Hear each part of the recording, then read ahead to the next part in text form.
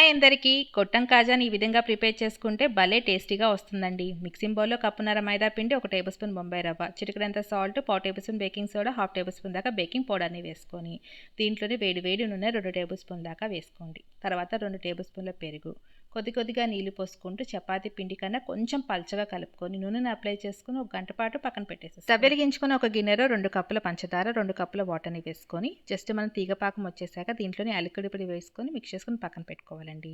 పిండిని కొద్దిగా తీసుకోండి. కింద మైదా పిండి టెస్ట్ చేసేసుకొని ఇప్పుడు పిండిని అంతా కూడా ఈ విధంగా పొడవుగా చేసుకోండి. తర్వాత 2 అంగుళాల మందంగా కట్ చేసేసుకోండి. 1 అంగుళం మందంగా ఒత్తేసుకోండి. తర్వాత వీటిని వేడి నూనెలో హై ఫ్లేమ్లో ఫ్రై చేసుకోండి. తర్వాత ఈ తీసేసుకున్నాక నూనెను కొంచెం ఆరనిచ్చి తర్వాత ఇంకొక 5 నిమిషాల పాటు వీటిని ఫ్రై చేసుకుంటే లోపల వరకు కూడా క్రిస్పీగా ఫ్రై అవుతాయండి. తర్వాత ఫ్రై అయిపోయిన వాటిని పాకంలోకి ట్రాన్స్ఫర్ చేసుకుని ఒక అరగంట పాటు వదిలేస్తే జ్యూసీగా ఉండి గొట్టం కాజా రెడీ.